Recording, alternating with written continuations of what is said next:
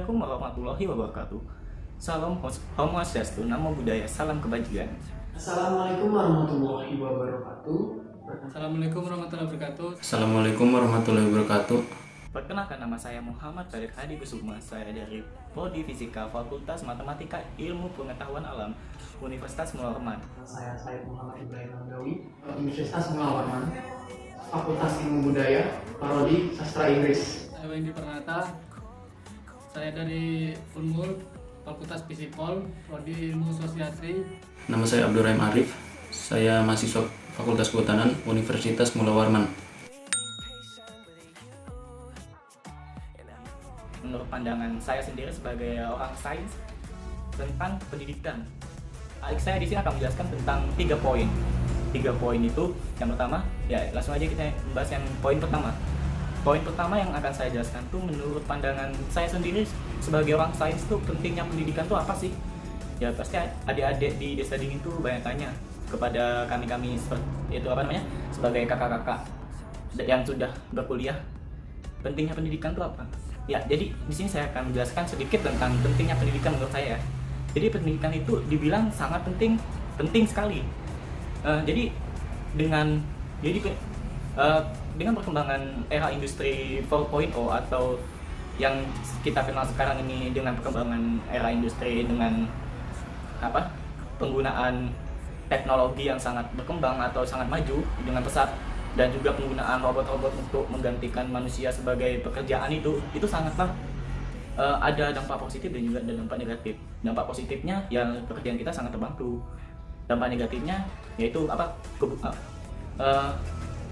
kemampuan manusia tuh atau penggunaan sumber daya manusia makin berkurang karena sekarang sudah diganti dengan penggunaan robot.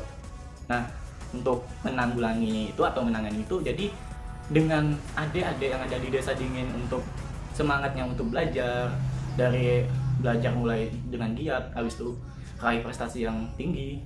Jadi untuk perkembangan industri ini adik-adik bisa menyainginya.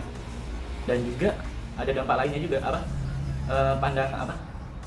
pendidikan itu bukan hanya untuk menyaingi perkembangan era industri itu saja, tapi juga pendidikan itu sangat penting. Contohnya aja sangat penting dalam konteks seperti pendidikan. Kalau kita belajar bersungguh-sungguh, habis itu berprestasi di sekolah berprestasi di sekolah, terus belajar sampai setinggi-tingginya, kita juga bisa membanggakan kedua orang tua kita ya, dengan berprestasi dengan sangat bagus, maupun prestasi itu atau baik akademik ataupun non akademik, itu bisa juga membahagiakan kedua orang tua kita. Dan pendidikan itu saya bilang juga sangat penting lagi, yaitu dalam sekarang ini seperti yang saya bilang tadi, di perkembangan era industri 4.0, pendidikan itu sangatlah penting karena dalam bekerja aja sekarang tuh makin susah kalau kita tidak giat untuk belajar, tidak giat juga untuk meraih pendidikan itu. Karena semakin tinggi pendidikan kita, maka cita-cita kita akan semakin cepat terwujud. Contohnya aja, kalau adik-adik punya cita-cita seperti ini, saya mau jadi seorang dokter. Nah, bagaimana sih cara menjadi seorang dokter? Yang pertama, kita harus rajin, namanya belajar. Rajin belajar, habis itu rajin membuka buku, menambah wawasan kita, dan juga rajin sekolah, contohnya aja, dan lain-lain. Itu. Jadi semakin kita rajin dalam belajar, membaca, dan lain hal, mencari informasi dengan berbagai hal, insya Allah cita-cita yang seperti tadi yang saya bilang, cita-cita sebagai seorang dokter tuh akan terwujud, insya Allah. Ya, itu poin pertama yang saya jelaskan ya, tentang poin pertama tadi yang saya jelaskan, pandangan dari saya sendiri sebagai orang sains itu pentingnya pendidikan itu seperti apa ya. Untuk poin yang kedua ya, poin kedua nih saya akan menjelaskan sebetulnya kalau kita mau meraih pendidikan yang setinggi-tingginya, contohnya aja kalau kita sampai mau lulus S1 atau sarjana, S2, magister atau master, S3 atau doktor, itu kita bisa kalau kita keterbelakangan dalam biaya, kita ada namanya beasiswa. Beasiswa ini bukan hanya beasiswa tentang akademik, tapi juga ada beasiswa non akademik. Contohnya aja beasiswa tentang kalau kita mempunyai bakat tentang olahraga, ada juga beasiswanya. Ya, jadi beasiswa di sini saya akan memaparkan 3 beasiswa. Ya, beasiswa yang pertama tuh ada namanya Tanoto Fudensian. Ya, Tanoto Fudensian ini didirikan atas keyakinan pendiri Tanoto sendiri yang bernama Sabuto Tanoto, bahwa yang menyatakan bahwa setiap manusia layak mendapatkan kesempatan untuk memenuhi potensi sepenuhnya melalui program kami sendiri, kemitraan dan sebagai katalis bagi yang lain. Katalis di sini maksudnya itu adalah saling tali nyambungnya atau tali pereratnya gitu. Menurut katalis ini yang dimaksud dengan katalis ini. Jadi kami berupaya meningkatkan kualitas pendidikan dan taraf hidup masyarakat. Nah ini jadi bagi adik-adik yang memiliki prestasi yang sangat bagus di sekolahnya, di setiap di sekolah maupun maksud saya yang di sekolah itu bisa ada daftar beasiswa ini Tanoto Fudensian. Ya, beasiswa ini biasanya tuh ada di setiap universitas tertentu, dan alhamdulillah Unmul masuk di salah satu penerima Tanoto Fudensian. Ya, ada juga. Ya, selanjutnya beasiswa yang kedua. Beasiswa kedua ini namanya beasiswa kedua yang akan saya jelaskan ini yang namanya Jarum Fudensian. Ya, Jarum Fudensian ini pasti kalau adik-adik buka TV itu ada namanya kayak iklan jarum ya. Itu beasiswanya itu dari dia sebetulnya. Jadi beasiswa Jarum Fudensian ini berperan aktif dalam memajukan pendidikan di Indonesia melalui program beasiswa prestasi yang dikenal dengan Jarum Beasiswa Plus bagi mahasiswa berprestasi tinggi di Indonesia. Yang membedakan beasiswa Jarum Plus dengan beasiswa yang lain adalah selain mendapatkan dana beasiswa selama 1 tahun, beasiswa Jarum juga mendapatkan berbagai macam pelatihan lunak atau yang sering disebut dengan soft skill. Soft skill ini adalah kemampuan yang kita tidak bisa dapat di sekolah ataupun di dalam pendidikan. Jadi yang dinamakan soft skill. Serta hard skill sendiri itu adalah kemampuan yang kita dapat di sekolah maupun di bangku kuliah. Ya, itu kalau beasiswa tentang Jarum Fudensian. Nah, selanjutnya beasiswa yang terakhir yang akan saya paparkan itu adalah beasiswa Pertamina Sobat Bumi. Adalah suatu beasiswa apresiasi kepada mahasiswa berprestasi secara akademik aktif dalam organisasi kegiatan sosial masyarakat. Nah, jadi di sini beasiswa ini dia bertujuan untuk membangun keaktifan dari seorang mahasiswa dalam kegiatan berorganisasi maupun sosial masyarakat, serta memiliki kepedulian terhadap lingkungan. Beasiswa ini dapat diikuti oleh mahasiswa S1 diploma yang berkuliah di Universitas Mitra Beasiswa berikut yang bermitra di dalam beasiswa ini. Salah satunya yang masuk dalam beasiswa Pertamina Sobat Bumi ini yaitu di Universitas Muhammad sendiri. Ya, itu poin kedua yang saya jelaskan. Poin ketiga yang akan saya jelaskan ini adalah setelah kita melakukan pendidikan setinggi-tingginya, pasti kita bingung mau kemana. Ya, lanjut tadi yang tentang poin ketiga. Poin ketiga ini saya akan menjelaskan tentang setelah kita melakukan pendidikan setinggi-tingginya sampai ya bisa dibilang sampai SMA ataupun ada yang mau lanjut ke bangku kuliah, sarjana S1, S2 atau S3, itu kita mau kemana sih arahnya? Nah, jadi kalau menurut adik-adik, sebenarnya nih saya mau jelaskan prospek kerjanya ya. Jadi prospek kerja setelah ada yang melakukan pendidikan setinggi-tingginya tuh banyak sekali prospek kerjanya. Kalau menurut di bidang sains, itu prospek kerja yang akan saya paparkan tuh contohnya saja kalau ada mau bekerja di bidang tambang ataupun bidang perminyakan, minyak gas, atau yang biasa kami sebut tuh sebagai bidang migas, yaitu bidang minyak gas bumi. Ada juga yang bisa bekerja di bank itu Bank Indonesia. Bisa juga adik-adik bisa bekerja di kalau adik-adik mau menjadi guru itu bisa juga untuk mengajarkan kepada siswa-siswanya tentang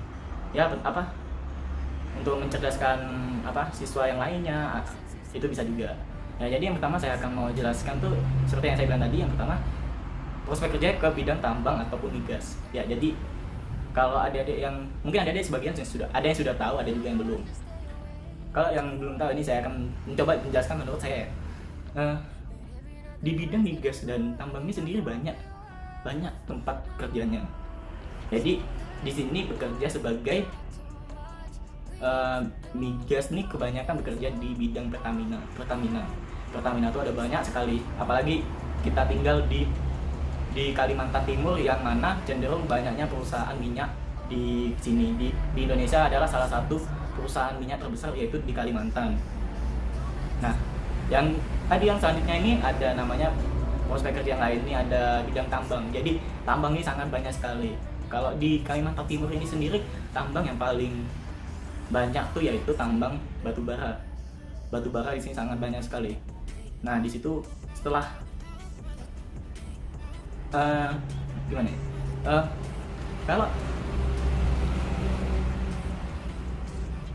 Kalau menurut seperti yang lihat ada ini mungkin bingung.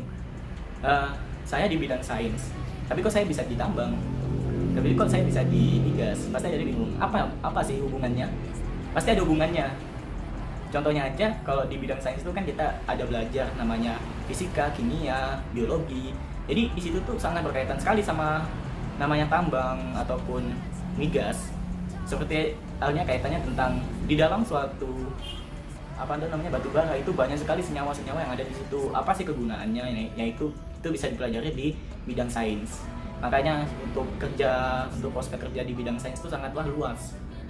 Kalau di bidang tambang ataupun di bidang migas itu sangatlah luas. Bukan hanya orang-orang teknik saja, orang-orang yang belajar teknik, tapi orang-orang di bidang sains juga bisa masuk ke situ.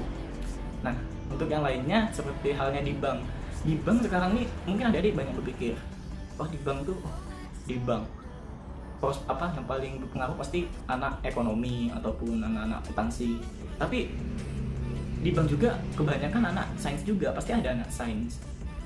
Contohnya aja dalam hal penghitungan jangan diragukan lagi ya, kalau anak sains itu sangat dalam menghitung itu sangat cepat, sangat lihai.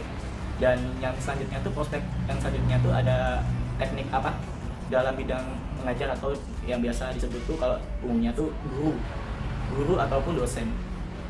Nah, guru ini sebetulnya kalau di bidang sains ini kita tidak ada mata kuliah tentang keguruan, tapi kita di sini dapat mendapatkan hal lebih, yaitu tentang ilmu lebih dari anak-anak yang kuliah di FKIP atau Fakultas Keguruan dan Ilmu Pendidikan. Tapi di sini kita belajar mengenai ilmu sains tuh yang lebih dari bangku SMA tuh bagaimana. Nah, itu kenapa saya bilang bisa belajar dari bisa juga prospek kita tuh jadi guru. Itu yang saya maksud. Sebenarnya kalau prospek kerja tuh bukan dilihat dari hard skillnya aja. Hard skill tuh yang seperti saya bilang tadi ya, hard skill tuh yang kita dapatkan di bangku-bangku sekolah ataupun bangku kuliah. Seperti halnya kita belajar, itu merupakan hard skill. Tapi kita juga kalau yang untuk kita mencari prospek kerja yang bagus, itu kita juga harus memiliki namanya soft skill.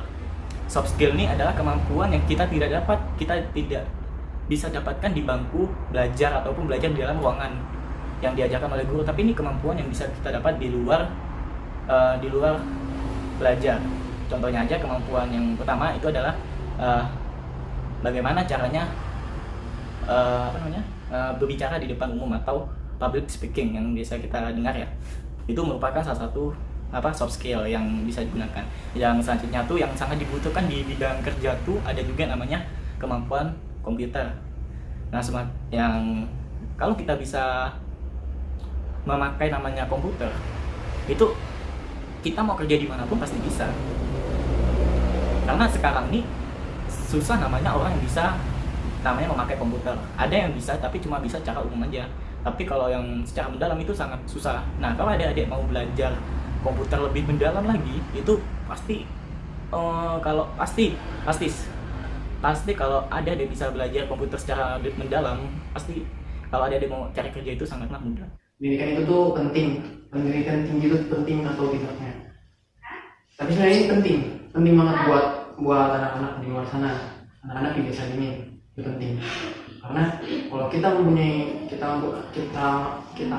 pendidikan yang tinggi, kita melakukan SMA dari SMP, SD, SMP, SMA, kuliah sampai dapat kerja, itu karena semuanya itu karena perguruan tinggi kita sendiri, pendidikan yang kita dapatkan. Penting banget buat kita, mendapatkan kerjaan yang mudah sebenarnya itu. Kalau misalnya cuma sampai SMA memang ada, tapi kalau kita mau lebih pekerjaannya lagi, kita harus mempunyai pendidikan yang tinggi. Jadi yang saya sarankan, kita harus mencari pendidikan yang tinggi. Misalnya kalau di desa ini tidak ada SMA, bisa keluar untuk mencari SMA di Kubar sana, di Melak, untuk supaya ya menambah jenjang pendidikannya. Itu enak kalau pendidikan kita tinggi, kita cari kerja dimanapun bisa dapat, apapun itu bisa dapat. Mau kita dari FMIPA, mau dari fakultan, mau dia pekerjaannya dari kayak dokter, suster, perawat segala macam, atau dari kayak misalnya mau jadi dinas kehutanan bisa. Ya itu kita harus mempunyai pendidikan yang tinggi. Itu pentingnya pendidikan tinggi. Kalau misalnya dari perspektif kampus saya sendiri, kenapa Fakultas Ilmu Budaya itu bagus? Karena dia mempunyai 3 prodi. Nah, Fakultas Ilmu Budaya yang Fakultas Ilmu Budaya untuk Fakultas Ilmu Budaya yang di Universitas Munawarman itu cuma ada 3 prodi. Tapi kalau misalnya ke jenjang kayak UI, kayak di mana-mana memang banyak yang prodi-prodinya di ilmu budaya. Jadi itu. Tapi untuk Fakultas Ilmu Budaya sendiri ada ya 3 prodi, yaitu etnopsikologi, sastra Indonesia, dan sastra Inggris. Kalau misalnya ini, kalau dari dari prodi saya sendiri itu bisa bagus untuk kita mencari kerjaan yang kayak translator, ya memang translator buat pekerjaan kita, yang translator bahasa Inggris bahasa Indonesia, dari bahasa Indonesia bahasa Inggris bisa seperti itu. Dan pekerjaan lain kayak instansi itu butuh seorang translator gitu, kayak di instansi pemerintahan itu butuh, karena mungkin takutnya ada ya tulisan dari luar negeri yang memakai bahasa Inggris, atau dari luar kota yang mereka misalnya bahasa Inggris, bisa seperti itu. Jadi kita membutuhkan translator buat instansi seperti itu. Dari luar negeri pun bisa. Jadi untuk seperti itu tuh bisa lebih kayak jadi tour guide wisatawan itu.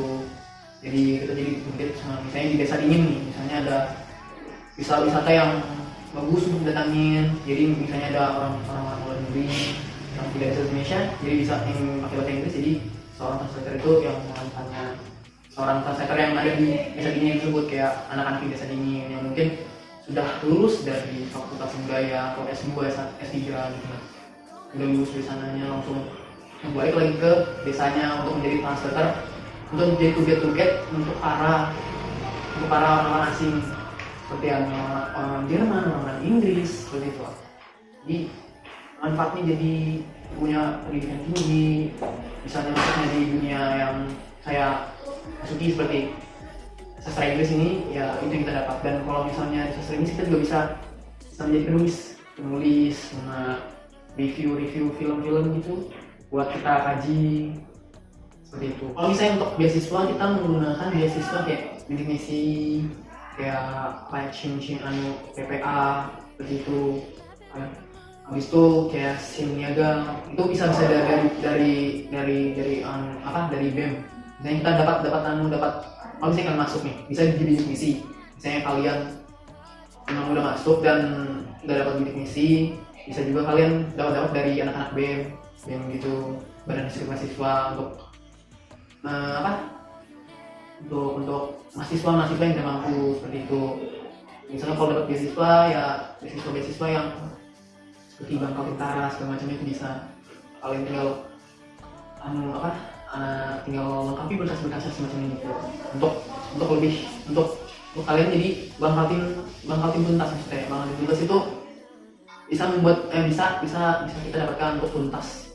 Kayak kita sampai tuntas pokoknya, kita tuntas kuliah sampai misal 8 lah. Jadi tidak ada pikiran untuk bayar UKT dan semacamnya. Jadi kalian bisa yaitu harus kayak harus selesaikan berkas semuanya itu. Pendidikan merupakan hal yang terpenting dalam kehidupan kita. Ini berarti di setiap manusia berhak mengajarkan pendidikan di seluruh Indonesia. Untuk salah satu berkembang di dalamnya, pendidikan tidak akan ada habisnya. Pendidikan secara umum mempunyai arti suatu proses kehidupan dalam mengembangkan diri tiap individu untuk dapat hidup dan berlangsung kehidupan. Sehingga menjadi seorang yang terdidik itu sangat penting. Menjadi seorang yang berdidik, menjadi orang yang berguna. Pendidikan pertama kali yang kita dapatkan di lingkungan keluarga, yang pertama pendidikan informal, terus lingkungan sekolah, pendidikan formal, dan non formal. Pendidikan informal adalah pendidikan yang diperoleh seorang dari pengalaman sehari-hari. Dengan sadar atau tidak sadar, sejak seorang lahir sampai mati, proses pendidikan ini berlangsung seumur hidup. Hingga peranan keluarga itu sangat penting bagi anak, terutama orang tua. Orang tua untuk mendidik anak dengan penuh kasih sayang.